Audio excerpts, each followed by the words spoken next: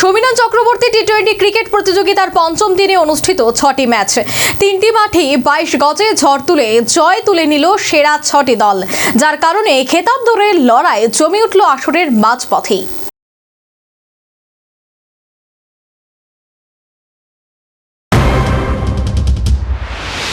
রাজ্য cricket association পরিচালিত ঘরোয়া ক্রিকেট মৌসুমের ষষ্ঠ লড়াই জমে উঠেছে।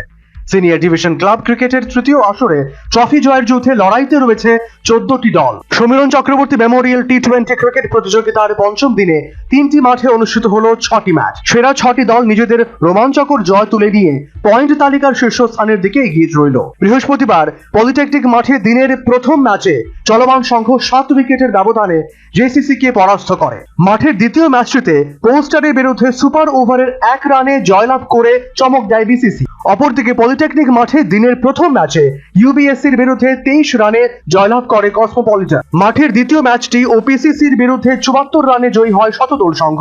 অন্যদিকে এমবিবি মাঠের দিনের প্রথম ম্যাচে ইউনাইটেড ফ্রেন্ডসকে ছেলে খেলা করে 10 উইকেটের জয় তুলে নেয় ব্লাডমাউথ ক্লাব এবং দিনের দ্বিতীয় ম্যাচটিতে স্ফুলিঙ্গের বিরুদ্ধে 7 উইকেটে জয়ী হয় হারবে, যার কারণে 3টি মাঠের 6টি ম্যাচের বিজয়ী দল জয়ী ম্যাচ থেকে 4 পয়েন্ট করে সংগ্রহ করে। এর ফলে 14 দলীয় এই আসরে 16 পয়েন্ট নিয়ে তালিকার শীর্ষস্থানে উঠে পড়ে শতদল সংঘ এবং 12 পয়েন্ট নিয়ে দ্বিতীয় স্থানে কসমোপলিটান, জেসিসি, স্ফুলিঙ্গ এবং ব্লাডমাউথ ক্লাব। তাই গ্রুপ লিগের শেষ 3টি ম্যাচের উপর এবার ভাগ্য নির্ভর করবে কোন 8টি দল কোয়ার্টার ফাইনালে খেলার যোগ্যতা অর্জন করবে। Bureau report, news vanguard.